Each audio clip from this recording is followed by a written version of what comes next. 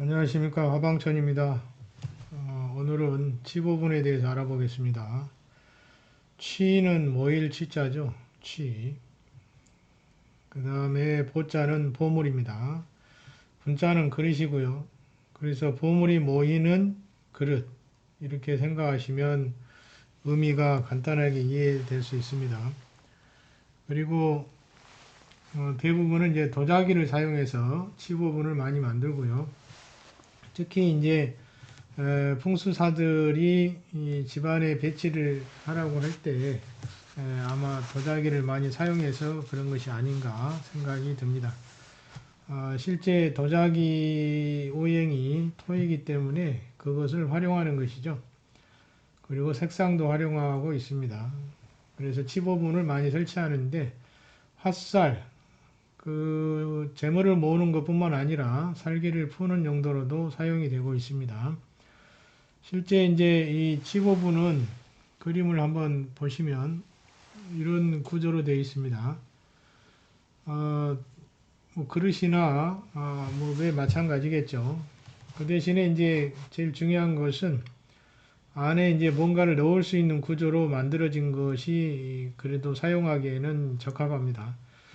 지금은 이제 그 치보분이 만들어지는 것이 그 안에 폐물 또는 뭐 동전이라든지 금은보화를 이렇게 가득 만들어서 주조하는 경우가 있는데 제일 중요한 것은 이제 그런 것보다는 안에 이제 뭔가를 넣을 수 있는 구조가 좋습니다. 그리고 뚜껑이 없습니다. 뚜껑을 덮으면 안 되기 때문에 제기를 불러들이는 기능을 하는데 그런 기능에 손실이 오기 때문에 뚜껑이 없습니다. 그래서 대부분은 뚜껑이 없는 구조로 되어 있고요. 안이 비어있는 구조가 좋습니다. 만약에 뭐 설치한다면 안에다 금은보화를 집어넣어야 되겠죠.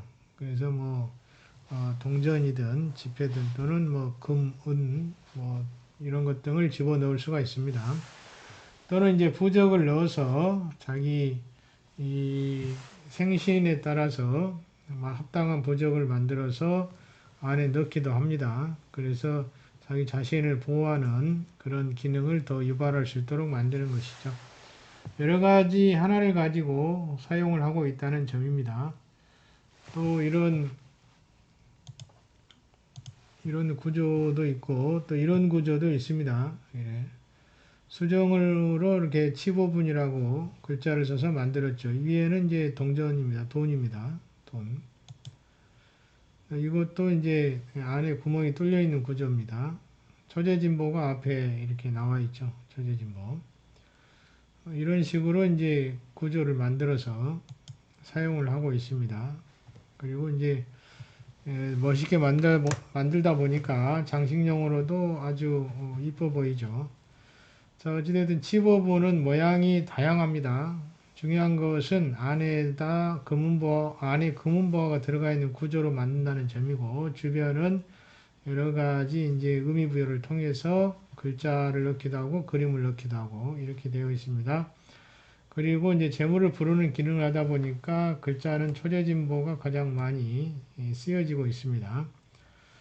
자, 그러면 이 초제진보라는 것은 그 여러 뭐 전설이 있습니다. 여러 전설 중에 하나의 전설이 있는데 명나라 초기에 그 신만삼이라는 분이 살고 계셨는데 이분이 어느 날 그 강가를 지나다가 그 어부가 그 잡아놓은 청개구리, 청화라고 하는데요.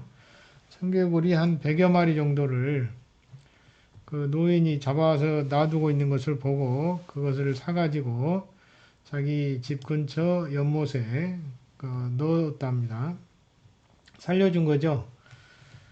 그런데 이제 이렇게 연못에 넣어놓은 이후에 자꾸 이제 그 요란하게 오래돼서 잠 못 잘 지경이 됐는데 그 연못 쪽으로 가보니까 이런 치보분, 지금 말하는 이런 치보분 형태의 이 그릇이 하나 있었다고 합니다. 그걸 둘러싸고 청개구리들이 이제 울고 있는 구조를 연상하시면 되겠죠. 그래서 이제 이 옹기 하나를 들고 집으로 들어와서 이상하게 생각해서 이제 들고 왔겠죠. 그리고 이제 뭐 손을 씻는 용도로 사용을 했는데 어느 날인가 이제 그 만삼에 철하는 분이 이제 그 옹이를 이제 물을 넣고 사용하다가 손에 있는 은가락지를 동이에 떨어뜨렸는데 그 은가락지가 여러 개로 불어나 가지고 그 동이 안에 가득 찼다고 합니다. 이 전설입니다. 그래서 금은보화가 이렇게 늘어나는 그릇이다. 이런 얘기죠. 그래서 하나를 넣으면 뭐 100개, 200개로 늘어나는 그런 전설이 있다는 것이죠. 그래서 이제 그 은가락지 뿐만 아니라 뭐 금은보화도 넣었더니 다시 이런 식으로 이제 은가락지처럼 불어났다. 이런 전설이 내려오고 있습니다. 그래서 이러한 이제 의미가 이 그릇에 부여되기 시작한 거죠.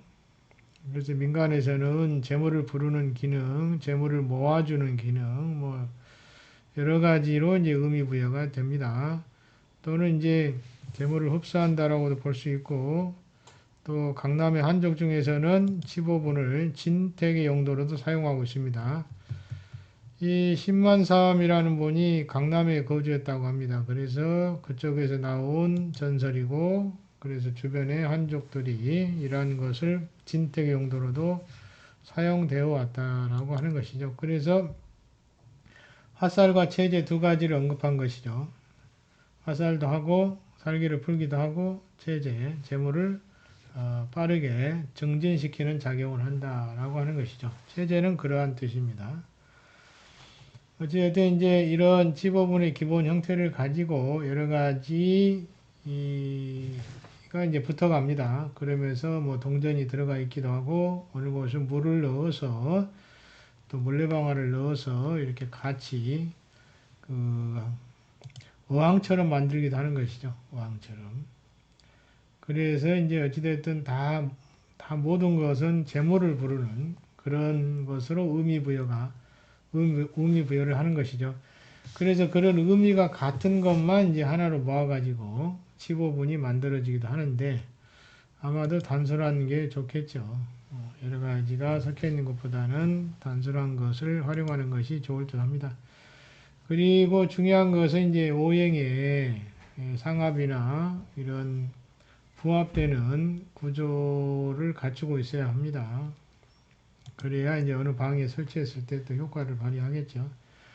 또 용도는 뭐 제재 활사를 했고요. 창신, 뭐 새로운 사업을 시작한다라든지 활력, 평안, 건강 등에도 영향을 미치는 것으로 계속 이제 의미가 확장된 것이죠. 그래서 사무실이나 객청 등에서 설치를 하고 있고 주의하실 것은 인연의 삼살방이 삼살과 오왕살은 영상에 언급을 해 놓았습니다. 그러니까 그거 참고하시고요. 그거 보시면 될 것 같습니다. 자, 이렇게 칩오브는 재물과 연관되어서 활용이 되고 있습니다. 그런데 주의할 사항이 있습니다. 설치하실 때. 불상하고 대면에서 설치하면 안 된다는 점을 또 강조하고 있죠. 불상, 또 불가 집안에서는 욕망을 억제하는 쪽이고, 이 또 칩오브는 그 욕망을 충족하는 쪽이다 보니까 대치되는 일면이 있어서, 이 대면에서 설치하는 것은 삼가라고 하는 것입니다.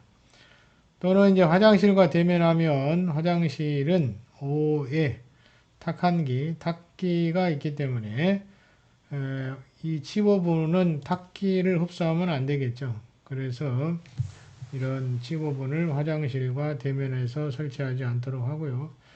또 하나는 그 들보 아래 칩오븐을 두면 안 된다라고 하는 것입니다.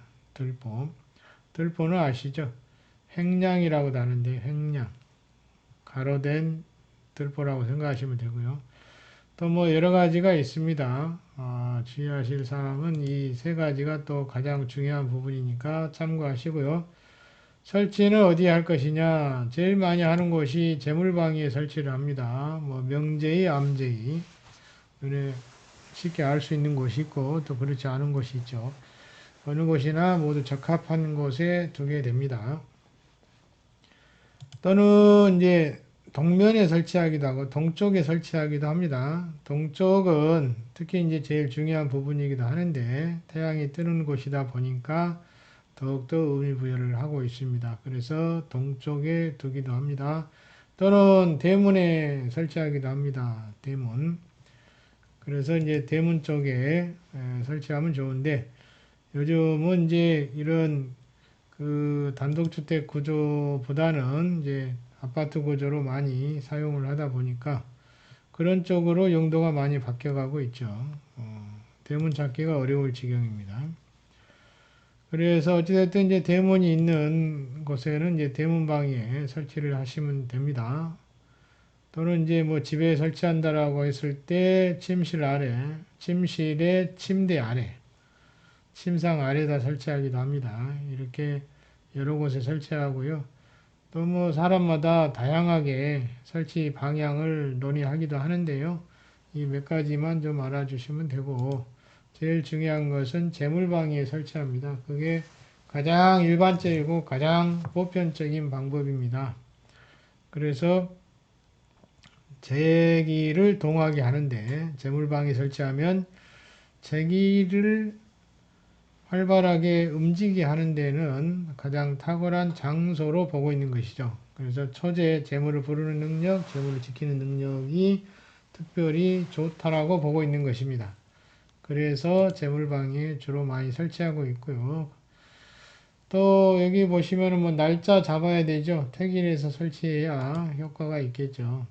그래서 택일을 해서 하고요. 방에 따라서 또 택일하는데 그 방해를 또 참조를 해야 되겠죠. 참조해서 택일에 설치하시면 되고 특히 일시를 잘 맞춰 줘야 한다는 점입니다. 이렇게 해서 택일까지 해서 설치를 하고요. 또 일정 시간이 지나면 다시 택일을 해서 다시 설치하거나 청소하거나 이렇게 수시로 관리를 해줘야 되겠죠. 그냥 한번 설치하면 계속 놔두는 것보다는 관리를 하는 것이 좋습니다.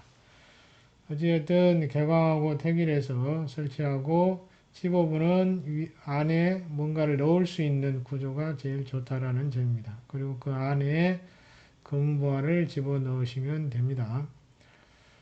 그리고 이제 뚜껑은 없다는 점을 말씀을 드렸고 뚜껑을 덮는 것이 아니라는 점입니다. 제기를 흡수하는 기능을 갖다 보니까 뚜껑을 덮지 않아야 된다는 점입니다. 이 점만 유의하시고 설치하시면 될 것 같습니다. 자, 오늘은 이제 치보분에 대해서 알아봤고요. 한자 그대로 해석하시면 의미부여가 됩니다. 뭐든지 음양 오행의 구조에 잘 맞게 설치하면 효과가 있겠죠. 그렇지 않으면 오히려 해가 될 수 있습니다. 자, 치보분의 의미와 치보분의 용도, 또 치보분의 설치 장소, 그 다음에 치보분의 설치할 때 유의사항 몇 가지를 언급을 해 드렸습니다. 자, 이런 몇 가지는 반복해서 들어보시고 주의하시기 바랍니다.